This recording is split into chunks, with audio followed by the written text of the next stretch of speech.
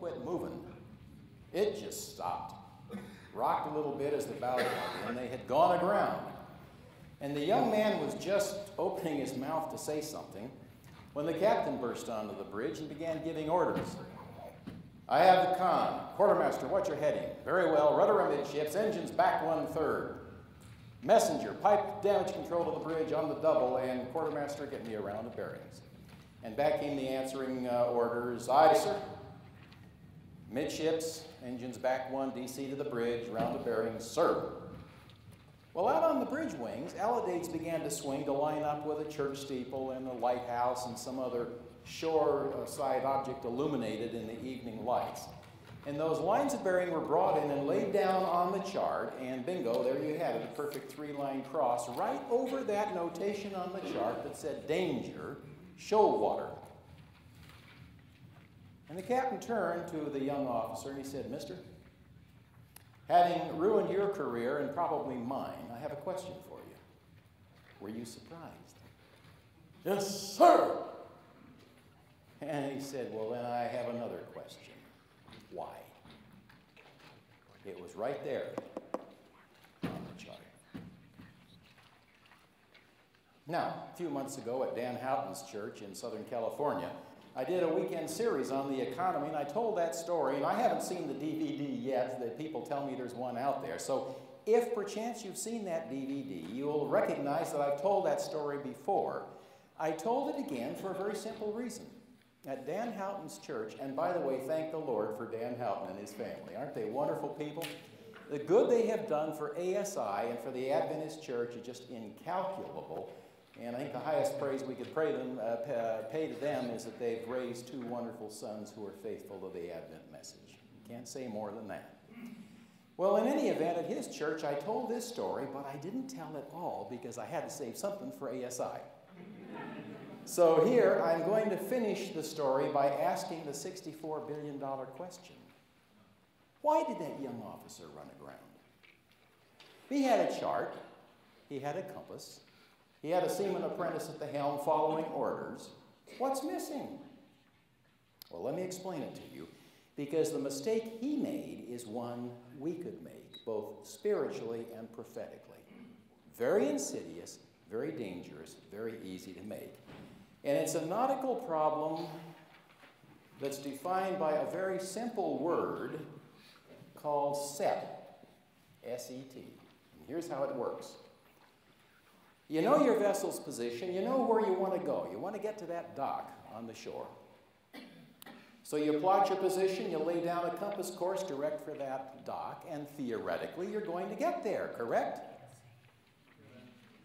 Except that in the medium in which you float, there is a sideways current due to an ebbing tide or a flood tide or just a perennial equatorial current, wherever it might be.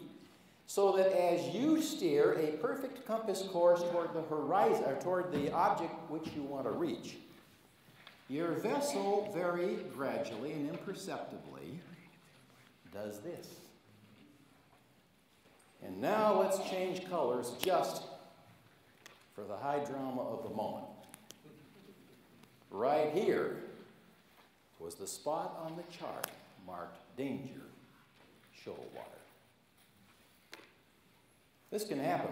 Happened on a vessel I was stationed on. The XO full commander had failed to take into consideration an ebbing tide, and as we pulled in to dock, we used a wooden minesweeper as a fender. We were a full steam-powered warship with 5-inch guns mounted, and when we brushed up against that little piece of United States Navy property called a minesweeper, you could hear crunch, crunch, crunch, crunch, crunch, crunch, crunch as the timbers began caving in. The captain of the minesweeper was running down the dock before we had the first line aboard. This is no joke. It can happen to you, okay? Now, what's the lesson for us here?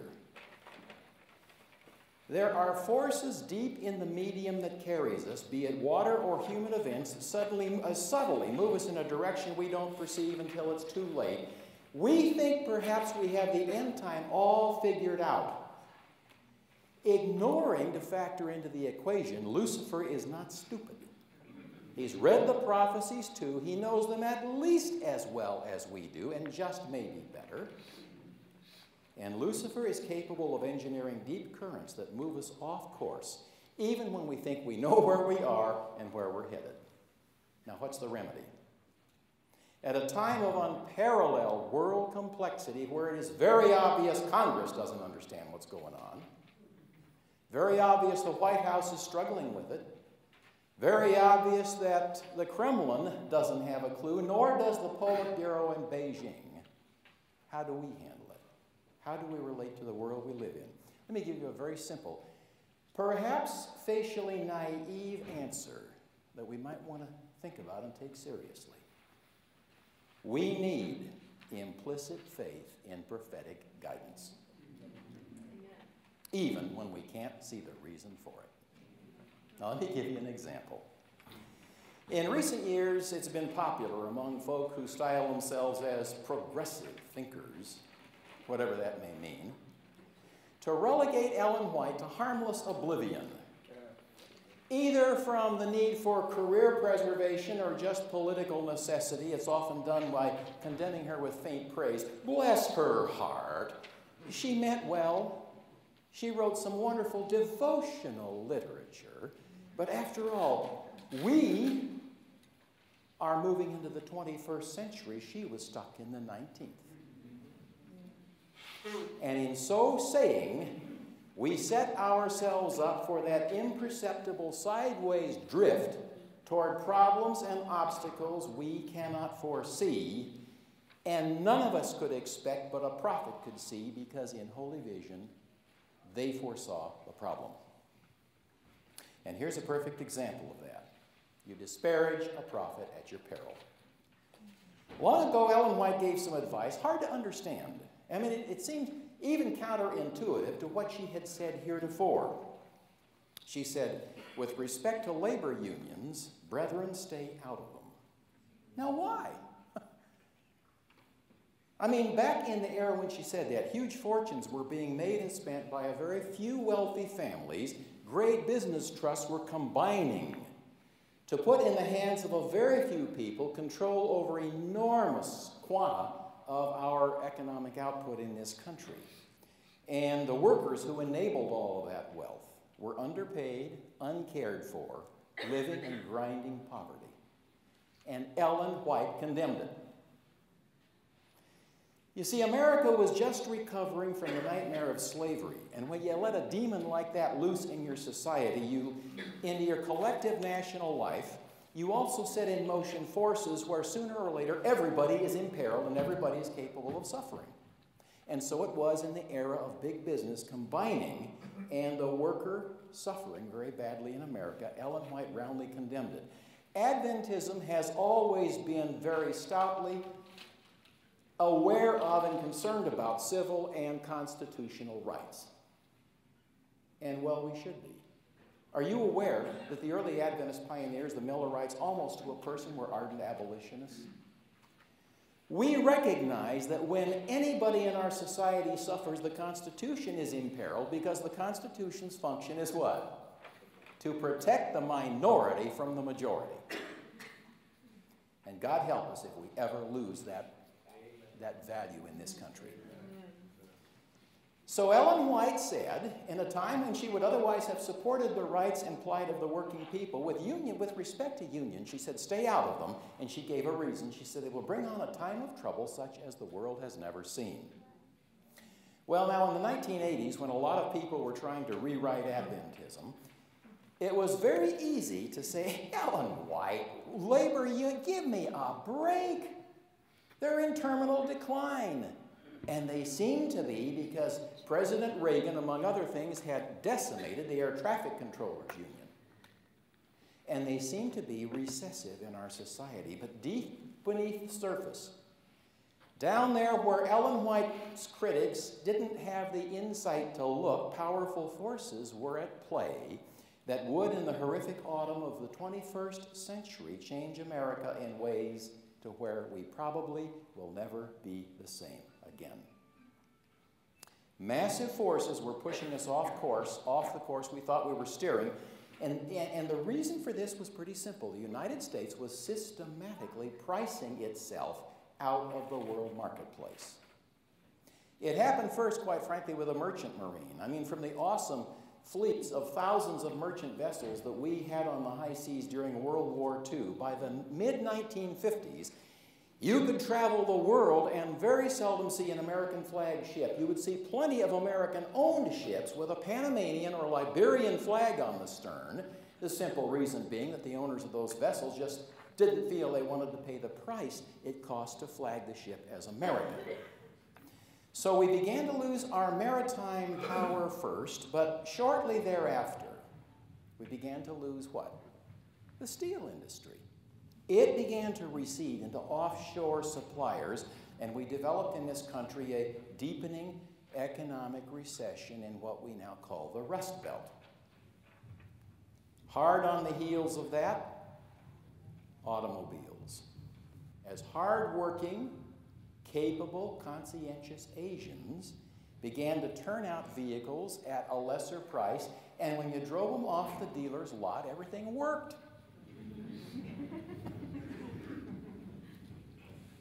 Soon thereafter, high-tech stuff like televisions, like computers, like appliances, like tools, like household goods went to Japan, Taiwan, Korea, Singapore, India, and then this great Asian giant, China, began to wake up.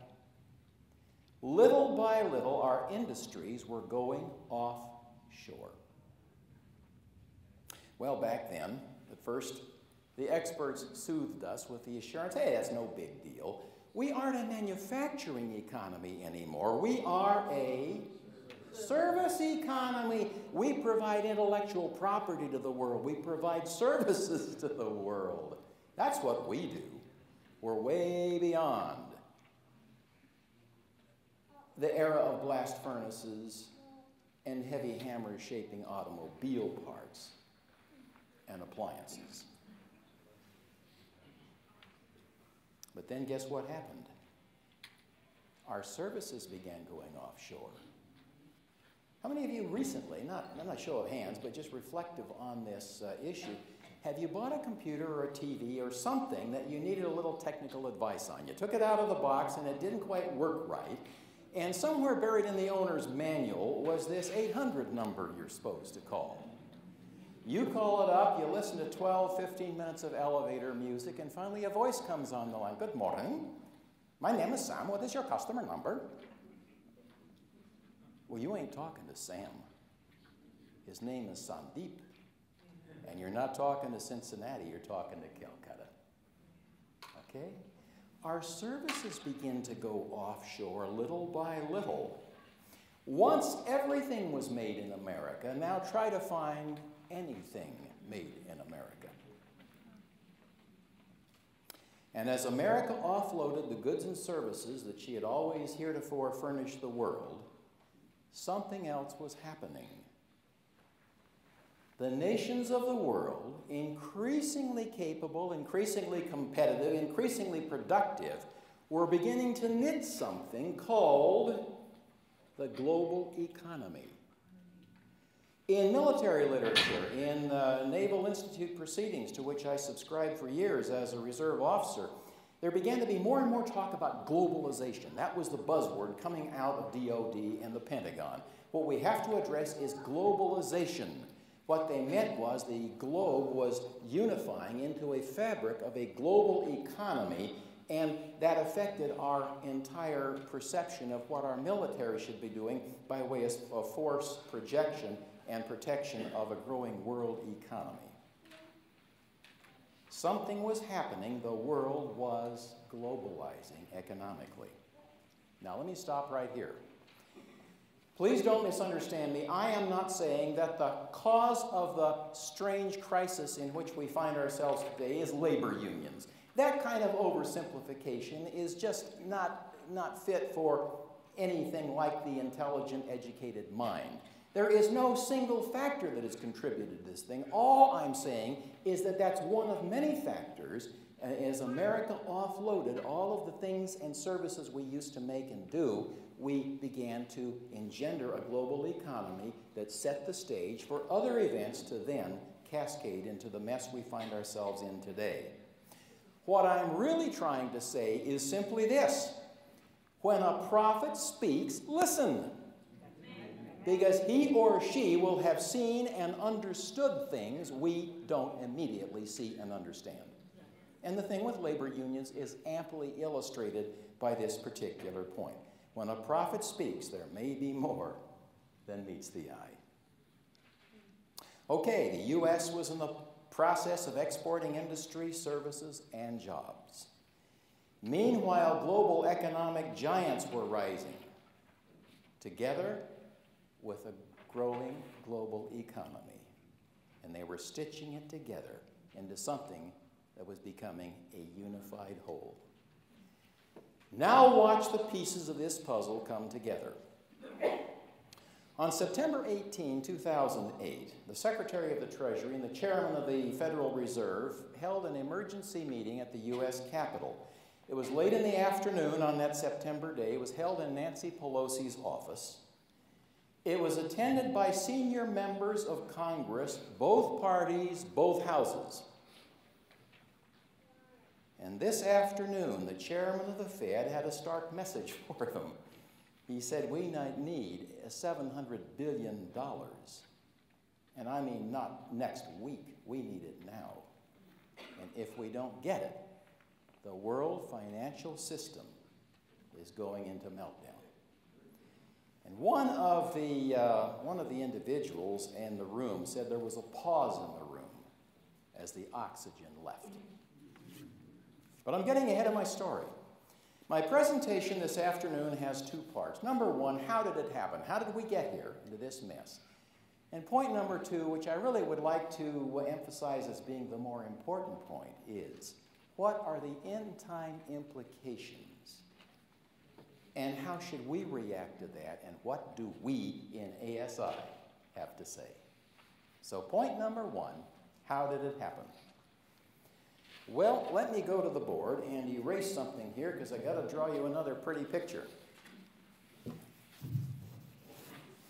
Once upon a time, when you went to the bank to, say, get a home loan, the transaction looked very much like this.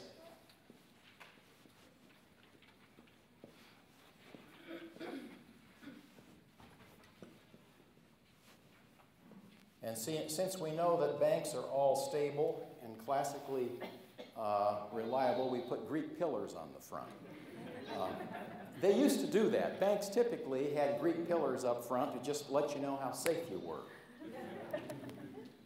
All right, what happens here? These people need money to buy a home. The bank has money. These people over time are capable of providing income to the bank in the form of interest which the bank needs. So it is a very simple, linear, bilateral sort of transaction. This bank probably knows you. It is based in the town where you live. That bank will thoroughly vet you as to what you owe now, what your income is, how much in savings you have, what your credit history is, what your spouse may or may not do for a living. The bank will thoroughly vet you for all of this stuff, including how much money you can afford to pay down, for a very simple reason. They expect to get their money back. Just that simple. Well, all of that worked for a long time, very satisfactorily, but in the strange new world of the 21st century, things began to work differently because home loans were treated as a commodity.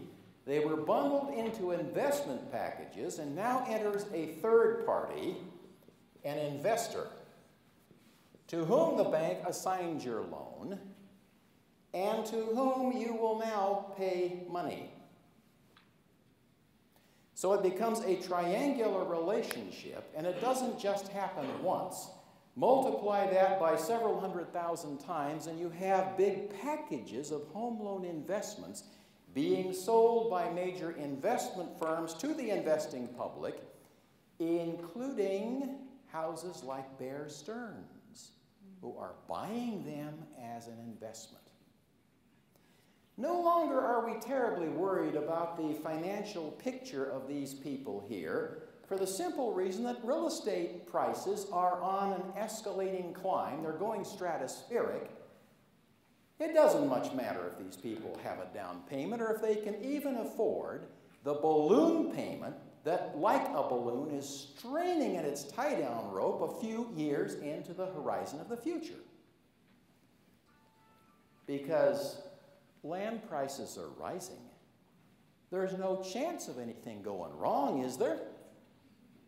Even if these people can't pay, the investor can foreclose on that property and will have plenty of money, not only to recover the investment, but to probably profit at the expense of the borrowers.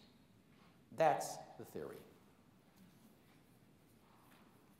In the neverland of soaring real estate values, it doesn't matter whether 5 years from now you can afford the monthly payments. Just owning real estate meant you were going to get very rich, didn't it?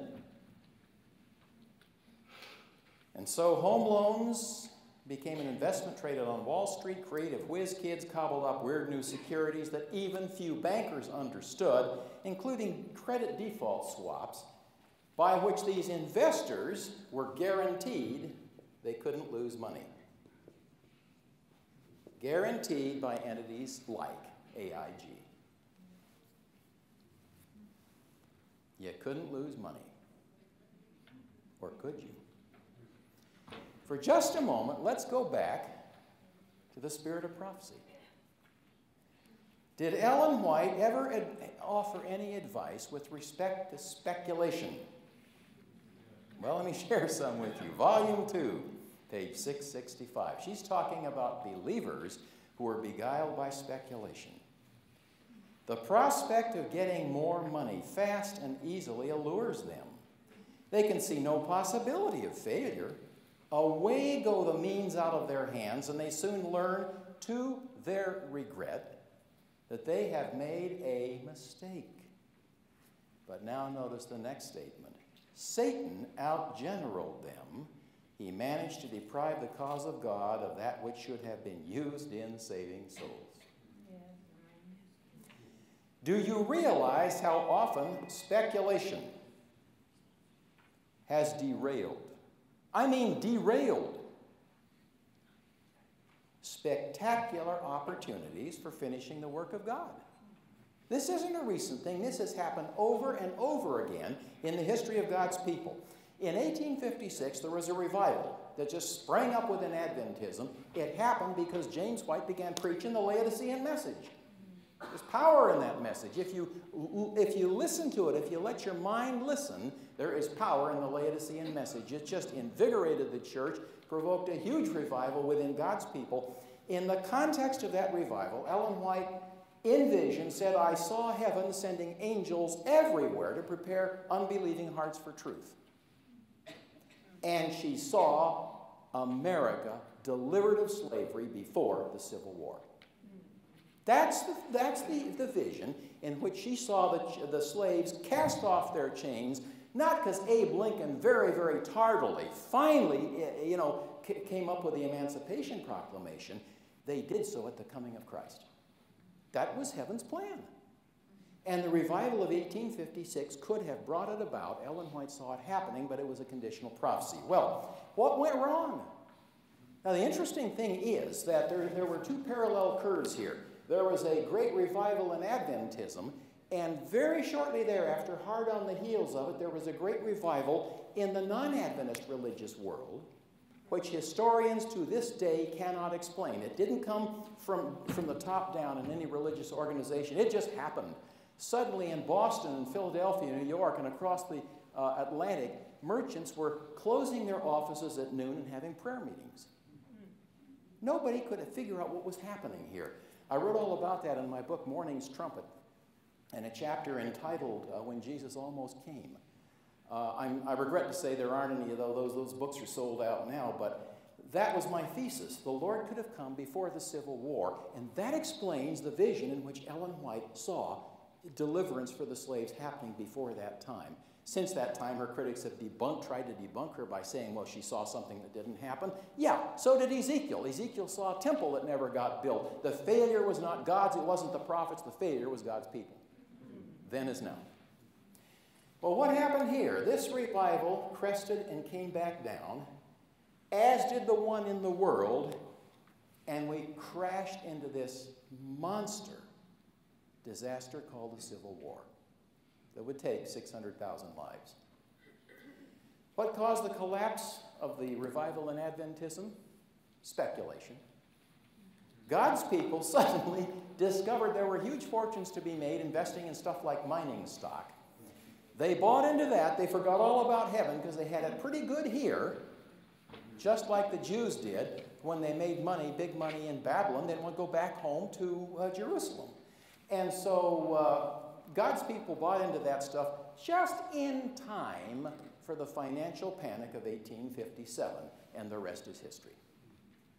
Over and over again, speculation and the allure of wealth has derailed opportunities for God's work. And on a July day in 1905 from San Jose, California, Ellen White wrote to a brother who thought he had a neat idea. He said, Sister White, I can make big money in mining stock. I can help to finish the work.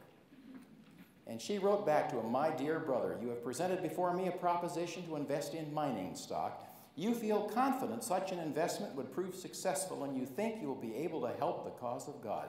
I am bidden to say. Now, she's not saying, in my opinion, I think. This is a prophet speaking, saying, I've got instructions. Well, from where? From the throne.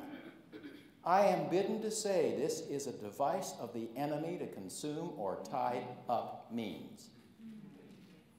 Then she said, I invite you to take shares in the greatest mine that has ever been worked. Okay? So on Wall Street, investors gambled that real estate prices couldn't fall. And one of the major investors in these derivatives was Bear Stearns. Now, let's watch the events of a fateful week in 2008. Just 1 week. Just within the passage of 8 days. Monday, March 10, about 11 a.m., the rumor begins to circulate that Bear Stearns is running out of cash. And all it takes on Wall Street is a rumor. That's like a bullet to the brain. A rumor can do it. Their stock started coming down like a grand piano. Stock once worth $171 fell to $60. Depositors began pulling out funds. It was a classic run on the bank. Only these weren't, grandma with her passbook in her sweaty hand, going to draw out her, $1,800 of life savings. These were billion-dollar investors. They had lost confidence in Bear Stearns. By Wednesday, Goldman Sachs, Lehman's or Bear Stearns' major financier, began to retreat from their troubled prior customer. And worse, the nightly repo market began to rebel. Every night there are short-term investments where the investing public will overnight invest in various entities. And on that particular Wednesday night, the repo market began to give a vote of no confidence to Bear Stearns. The cash reserves dwindled, the lenders fled, and by Thursday, their stock plummeted, continued to plummet. The cash reserves were almost gone by 6 p.m. It's real clear that they're not going to have enough capital to open the next morning. They had 12 to 14 hours to raise enough emergency capital to stay in business. Well, they couldn't get it from the investing public. The investing public was running from them like they had leprosy.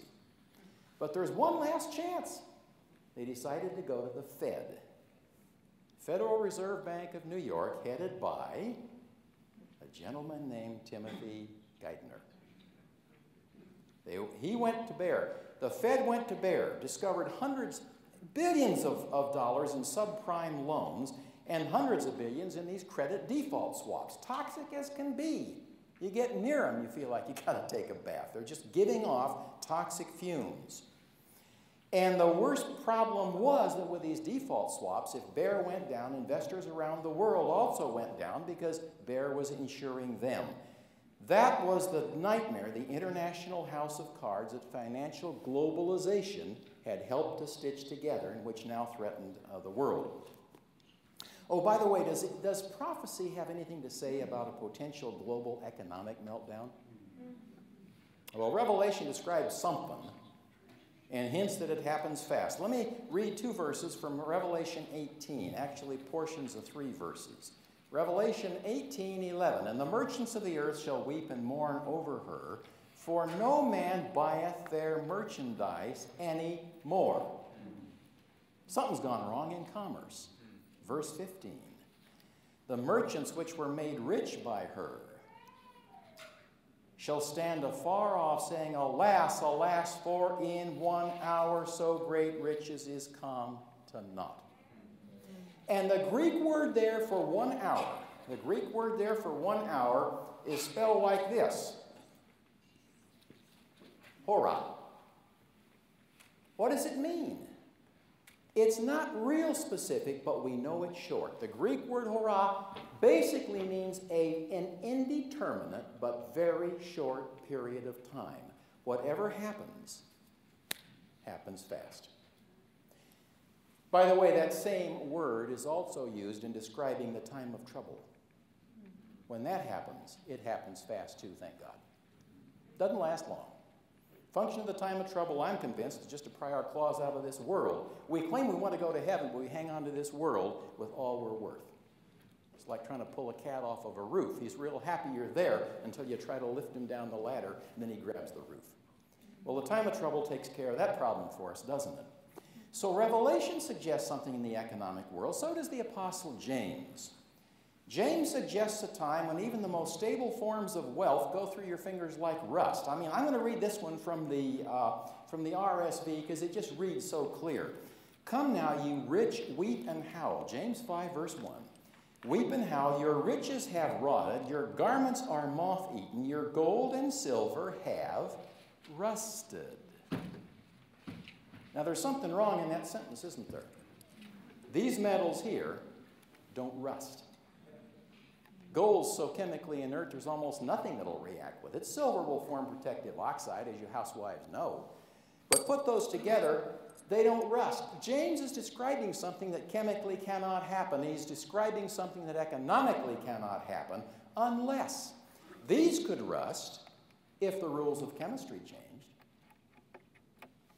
And this could go through your fingers like so much rust if the rules of economics didn't work so good anymore. You following me? So James talks about this, and he makes it real clear it's an end-time prophecy because he talks about you laying up treasure for the last days. Bible suggests something happens at or near the end of time. All right, let's go back now to this fateful week in 2008.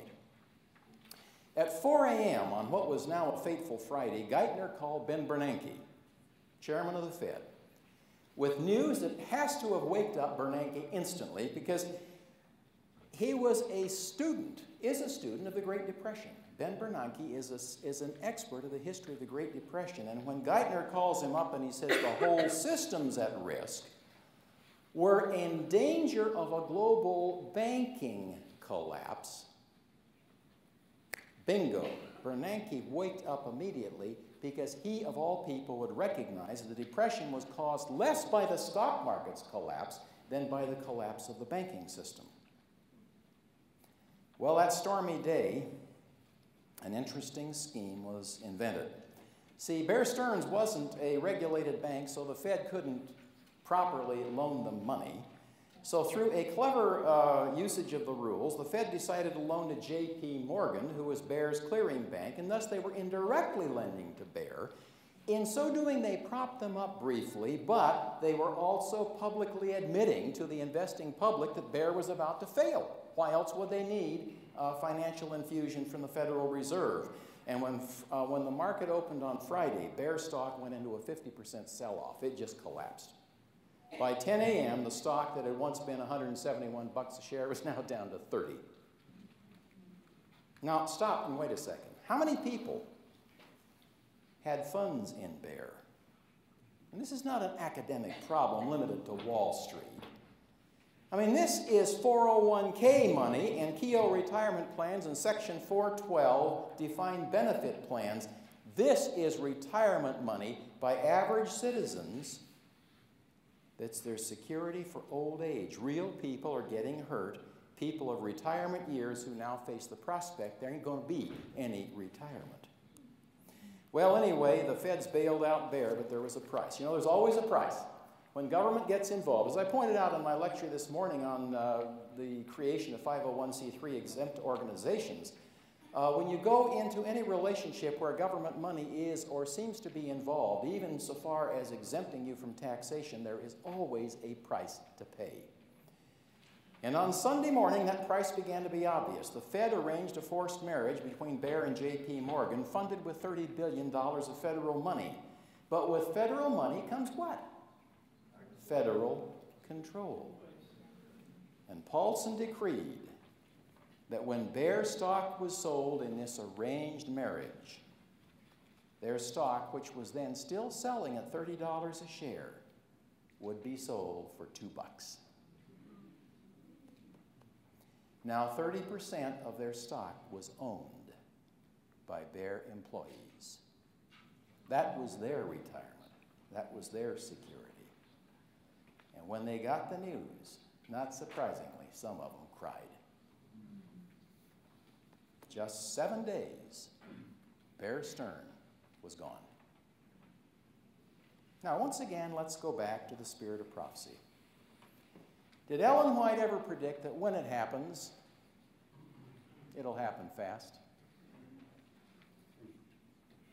Volume 9, page 11, 9/11, famous quote. We are living in the time of the end. The fast fulfilling signs of the times declare that the coming of Christ is near at hand.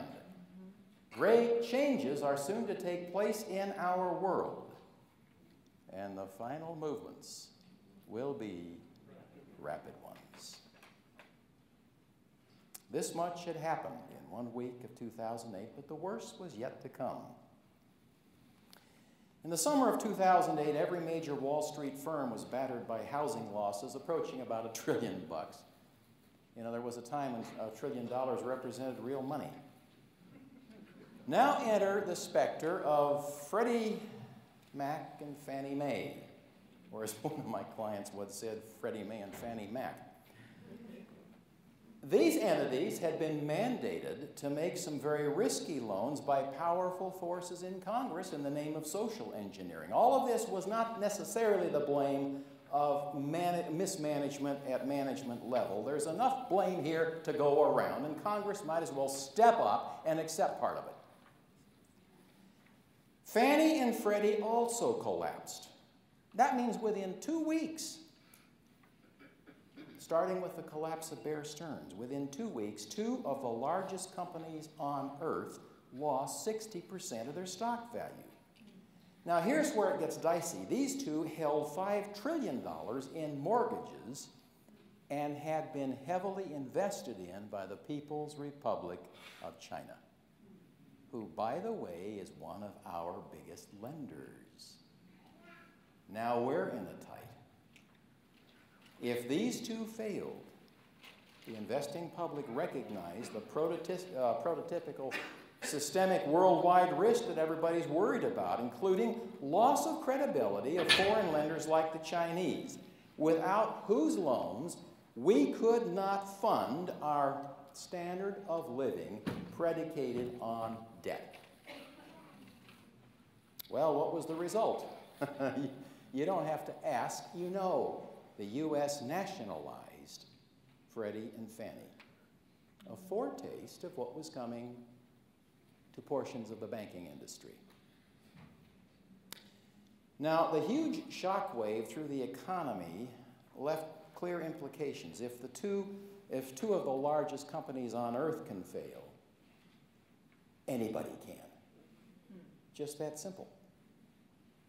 And 1 day later, on Monday, September 8, all of this is happening just in a matter of days, the disaster spreads as Lehman Brothers, deep in the high-risk mortgage market, begins going under from similar toxic investments.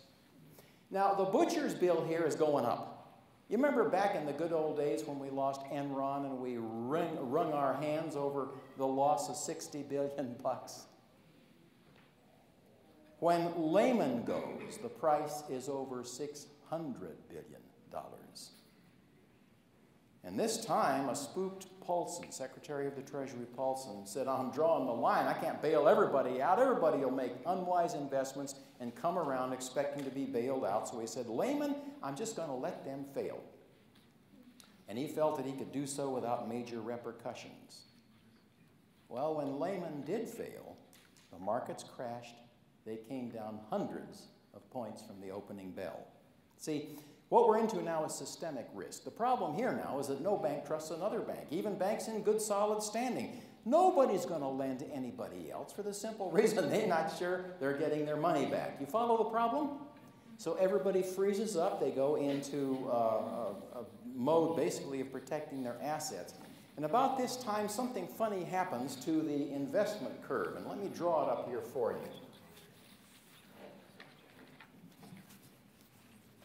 From 2002 to 2009, we'll cover that period of time, the level of investments in federal securities kind of lingered down like this. It went up and down, up and down.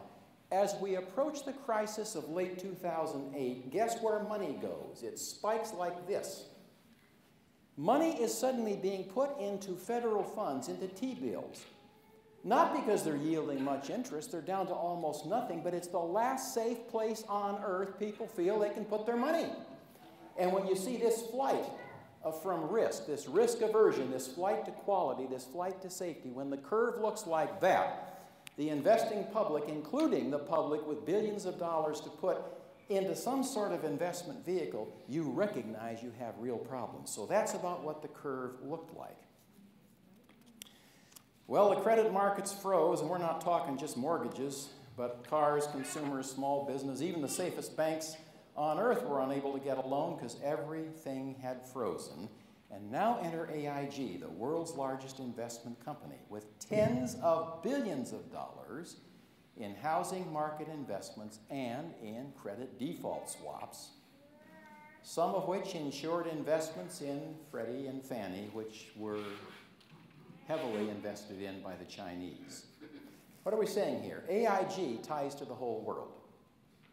Laymen we let collapse. AIG, there's just not an option to let them collapse, at least not in the minds of Washington, D.C.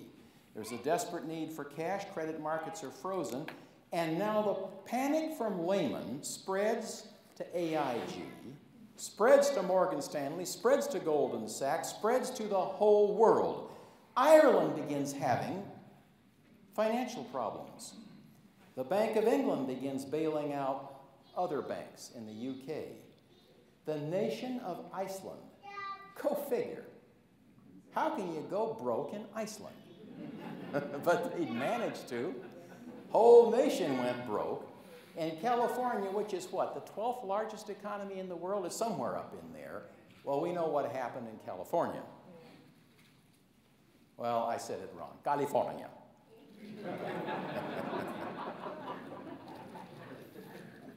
And even China, which had been a world dynamo, went from high growth to almost no growth. I remember a few years ago, I was attending a meeting of military personnel down in San Diego, and Admiral Edwards, who was then on active duty with the Navy, just stepped around in front of the lectern, no notes, no nothing. He just stood there in front of this audience and began ticking off the ways in which China's growing economy could enable force projection in a military sense all around the world. China is a force to be reckoned with. I don't know how they fit into the end of time, but they're there, and they're there big time. The Chinese people figure in some way, in a very significant way, to an end-time world. Well, even they suffer a recession to the point where they go from high growth to no growth, or at least slow growth. Now, wait a second. If China is one of the big enablers of our debt-financed economy, what if they can't afford to lend to us anymore? Hold that thought, because we're coming to it in just a second. The Dow goes into free fall. On a single day, it collapses 777 points. And one commentator said this just all happened in the flash of an eye. Great changes are soon to take place in our world, and the final movements will be rapid ones. The world's now looking into the throat of a volcano, and just 2 days after the Lehman collapse, Geithner calls Paulson. The chairman of the Fed calls the Secretary of the Treasury, says, we got no choice. We have got to go to Congress. We've got to get this stopped. And so it was. We now come full circle back to that meeting we started with, September 18 in Nancy Pelosi's office on Capitol Hill, and Paulson is telling the assembled senior congressional leadership, unless you act, the financial system of this country and the world will melt down in a matter of days. I need $700 billion in order to buy toxic securities. And once again, an observer said there's just a pause. The oxygen left the room. Well, the federal money came, and with it a bailout of the banking industry. In a bill that would become the bailout, there were 6 lines of text. They were buried in hundreds of pages. If you didn't know where to go looking for them, you'd never see them. But the language went as follows. If the Secretary determines that the use of a market mechanism under subsection H is ineffective, the Secretary shall pursue additional measures. You could find that if you wanted to read slow through several hundred pages of legalese. If you didn't know exactly where to go, you'd never know it was there. And in the aftermath, one Sunday, Secretary Paulson summoned the leaders of the nation's 9 largest banks. He said, be here tomorrow, be here Monday. They came to his office the next day. The chairwoman of the FDIC was there. They were placed at a conference table in alphabetical order.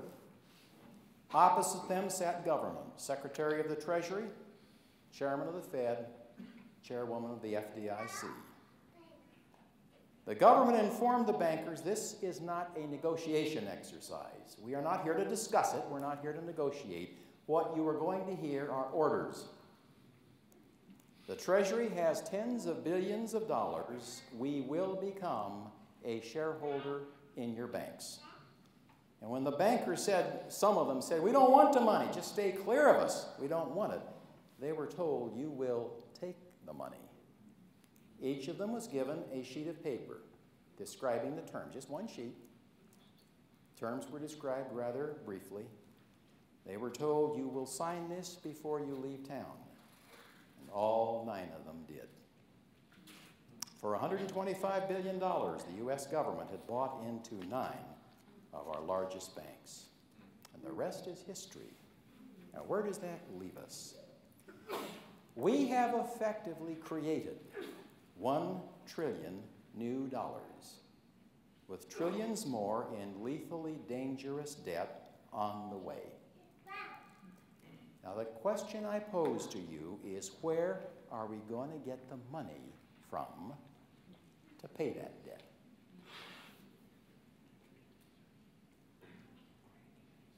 We're now spending far beyond what we can hope to raise in taxes. So pray tell, from where does the money come?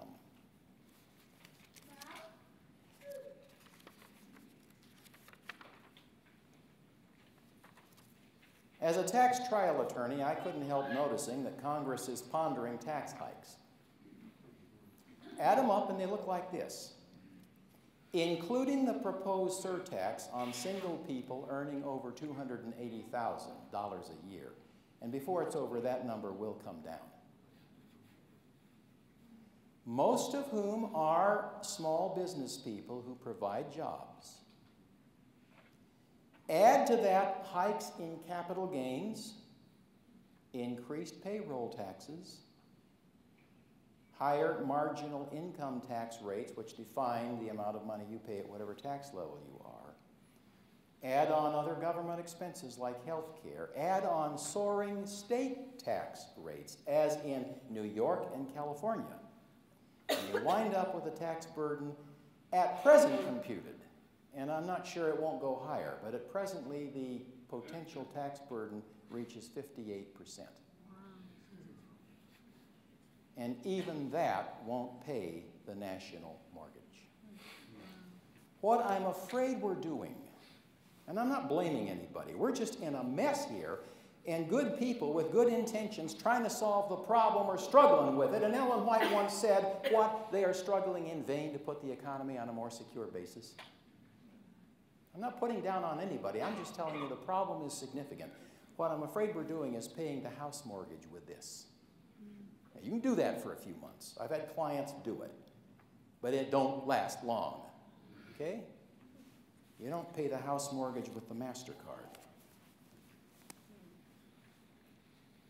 Do you have any idea, even if we raise taxes to pay off this debt, do you have any idea how long it takes to pay off a debt with taxes? Have any of you here noticed that on your telephone bill there was a subtle disappearance of a tax? There used to be a tax on your long-distance phone bill. It was there faithfully. Every month it arrived faithfully. It ain't there anymore. It's gone. You know why? Because the tax was put on long-distance telephone calls as a way to pay for the Spanish-American War. Which lasted all of what, a couple of weeks? And we just now got the thing paid for. Do you have any idea how long it takes for taxes to pay down a debt?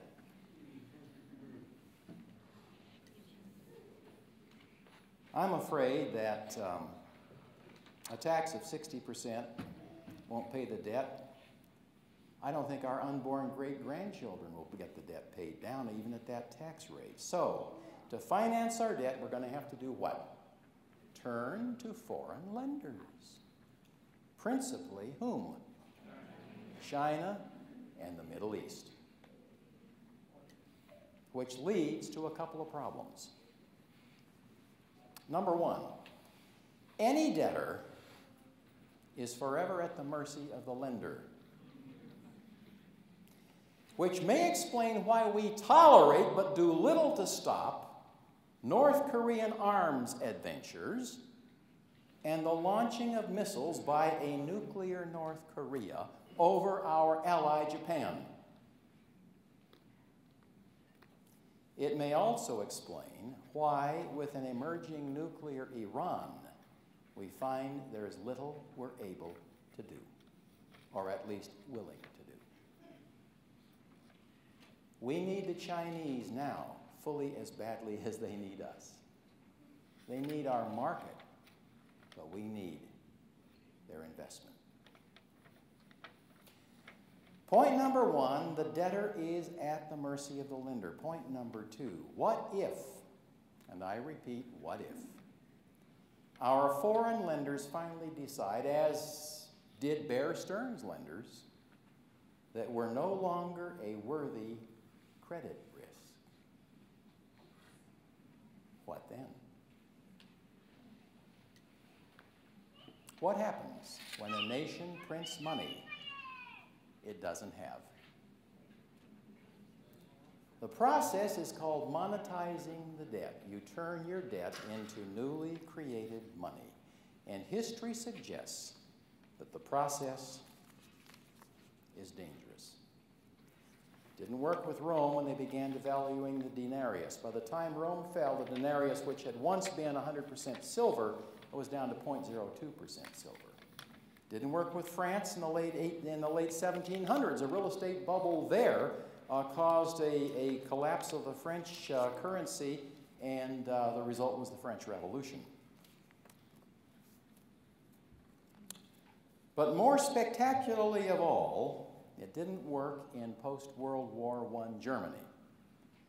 Weimar Germany had this huge unpayable debt. I mean, the victorious Allies did something really stupid, and they imposed on the Germans a debt they couldn't pay, so Germany did the only thing they could think of, and they just turned the printing presses on and began printing the mark.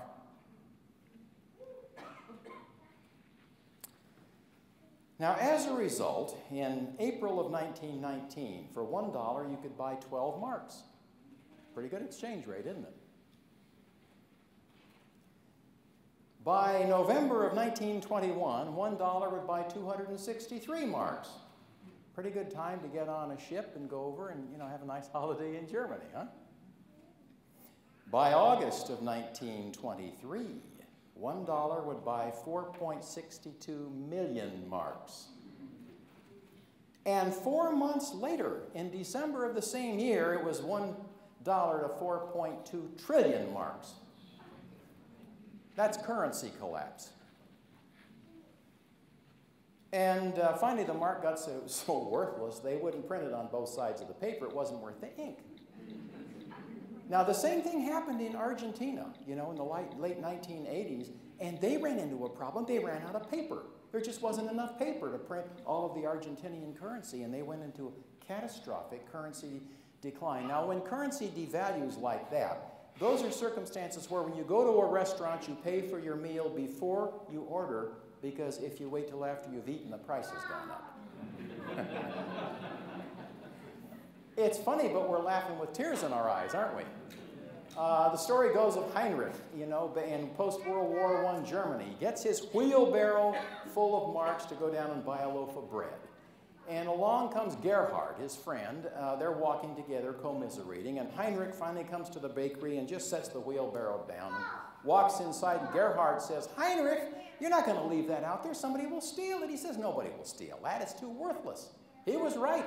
When he came back, the money was there in a heap. Somebody had stolen the wheelbarrow. Currency devaluation. Let me show you something here. Here is a $10 bill, United States $10 bill from 1922. Great big thing, isn't it? Wow. And look on the back. Notice what color it is. What color is it? Orange, kind of their best effort to recreate gold. Why was it that color?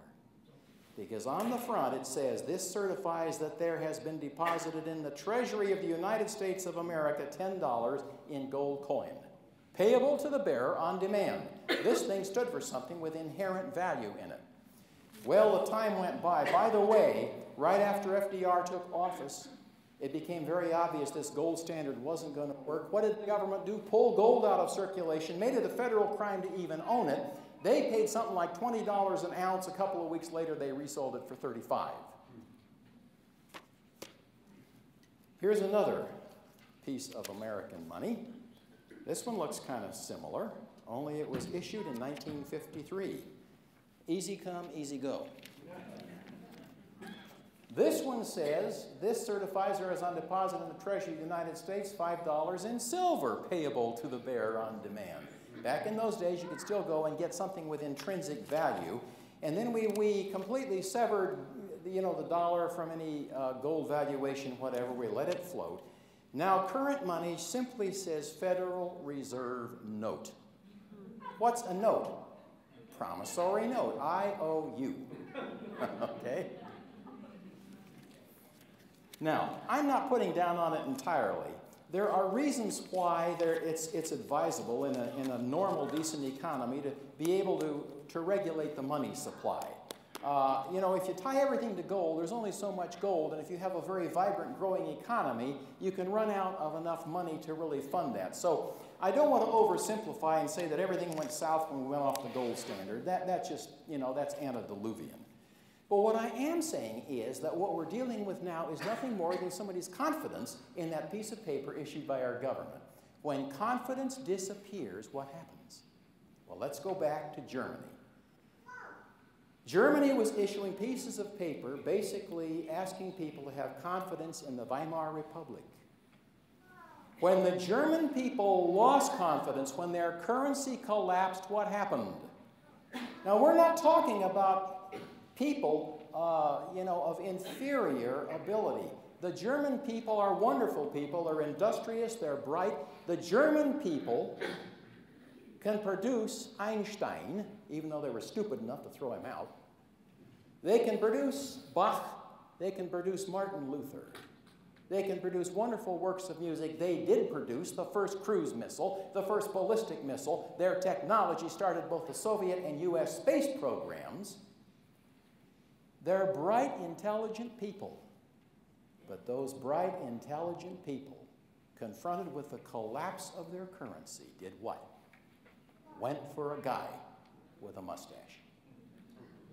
There's the risk. You debase a nation's currency and you imperil its survival and you create circumstances where a lamb-like beast can behave like a dragon. You following me? You have the circumstances, the raw materials for Revelation 13. We may pull out of this current economic recession. I sincerely hope we do. I deal every day of the week with clients who are really hurting from this thing. I see good people hurting. I pray the recovery works. I don't like to see people get hurt that bad. But even if we do pull out of this one, may I suggest that this crisis has, like a tidal wave, like a tsunami, washed onto the beach of history so much debris that we will never, ever really be the same again. It has changed our lives. It's left government and labor unions in significant control of major sectors of our society. We have seen a tectonic shift in the global economy. Our manufacturing has gone offshore. Our service industries have gone offshore. Now foreigners who are at best only casually friendly to the United States, if not hostile, are funding our standard of living. It ain't a user-friendly world. Meanwhile, the government has bought control of banking, manufacturing, and quite possibly the healthcare system. Now, do you see any end-time implications here? Point number 2 of my presentation this afternoon. I don't know where the current economic crisis will go, but there is at least reason for concern. America's veering in a new direction. And let me put it this way. We have voted in a new administration with a very different approach to solving our national problems or addressing them.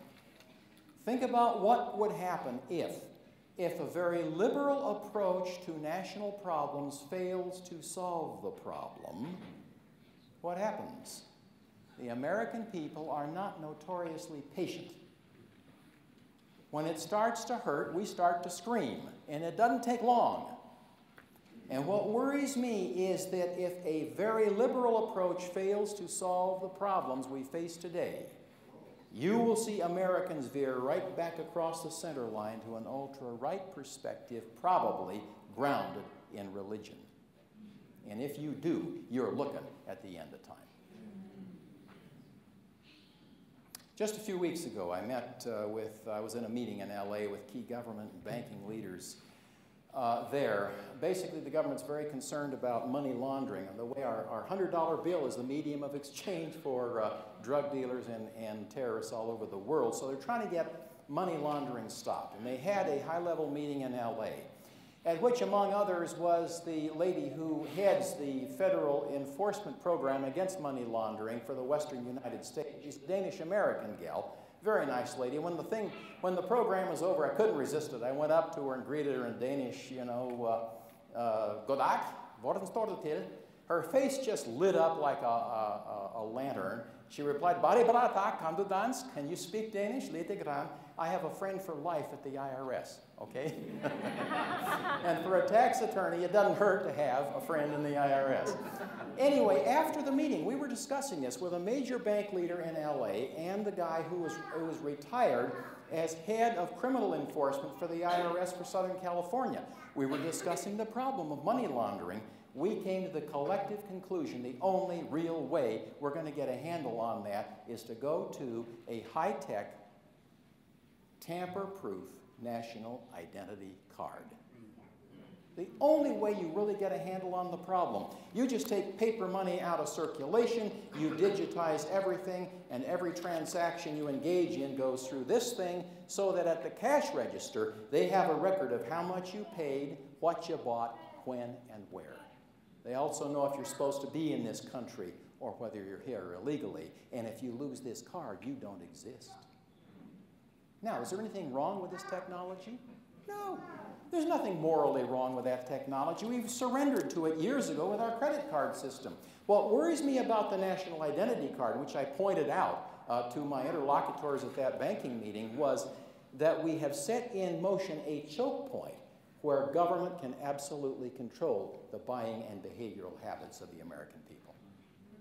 Now, Thinking of that, my mind reflected back on an old text of Scripture that we've often quoted. And he causeth all, both small and great, rich and poor, free and bond, to receive something, that he might, and that they might not buy or sell, save he that had what? The name, the mark, or the number. Where are we? Well, my take on this thing is I don't know where the current economic crisis is going. I hope we pull out of it. I wish the government success. But I think we've entered a vortex that could irreversibly ultimately lead to the Advent. The forces aren't yet extreme, but they're noticeable. You can feel them. You can feel the centrifugal force of this vortex beginning to operate. It is as if, to use another metaphor, you can feel the first wind of a rising storm. And as we close, I want to reflect very briefly on the incredible blessing of being part of a spiritual movement blessed with advice from heaven. Today, millions of people are at mercy of a system to which they've made themselves utterly dependent. I mean, they're crowded into cities that are just increasingly vulnerable to terrorism, to natural calamity, to economic forces, to sources of supply for the necessities of life. The other night, Rich, my son, and I were sitting at a sidewalk cafe in Venice Beach, California, in a small piece of this world where you can still see Bentleys and Ferraris, and where if you sit there long enough, you will see Hollywood personalities. They're there. That's where they go. We were sitting in a sidewalk cafe, having a bowl of soup served in a bowl made out of bread. Go figure. And we looked across the street at these beautiful people, and Rich commented to me. He said, "It's so strange. They don't realize how vulnerable they are. Anything goes wrong. Natural disaster, interruption of the supply of water or power or food. And the transportation system clogs up, and these people are stuck here, and they don't even know." And then I think of Ellen White's warning, those who stay in the cities will be what? Trapped in them.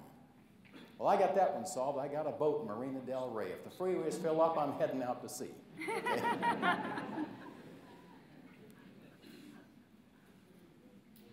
Ellen White had some pretty good advice that is now being discovered by non-believers on how to minimize risk and exposure in a declining world. And what was it? Country living. Again and again, the Lord has instructed that our people are to take their families away from the cities into the country where they can raise their own provisions, for in the future, the problem of buying and selling will be very serious. When we hit hyperinflation, believe me, buying and selling will get serious. Her advice, get out of the cities into rural districts where you will be free. Ministry of healing, instead of dwelling where only the works of men can be seen, where turmoil and confusion bring weariness, go where you can look upon the works of God, find rest of spirit and beauty and peace of nature, and where, apart from the distractions of city life, you can give your children your companionship. And finally, the one that screams, the text that screams, that's now being rediscovered by non-believers. Fathers and mothers who possess a piece of land and a comfortable home are kings and queens. And you're seeing it now in the secular press. Echoes of those prophetic words can be seen in news stories and op-ed pieces. Simply by following the few passages of advice that I've read, we could have avoided 1,000 perils. And as I travel day after day during the week to my office on the corner of Wilshire Boulevard and the 110 freeway, I think about our quiet country home to which I go on weekends with Joellen here. And its good soil and the joy of dinner less than an hour out of the garden, of starry nights and clear air during the daytime, a place Joe and I got 30 years ago, not because we were smart enough to see 2009 coming. We weren't. We simply chose to believe something called the spirit of prophecy. Amen. How many dangers, both spiritual and physical, we could lessen if only. If only. If only. And as I cross LA morning and evening, I reflect every time I do, I wouldn't trade our country place for all of Los Angeles. So in closing, I want to say it's time to wake up, to rediscover the wealth of truth that God has embedded in the Advent message, to quit wondering whether we really had it right. Ladies and gentlemen, yes, we had it right, and it's still right. And more than that, it's worth sharing. And that's why we're here at ASI.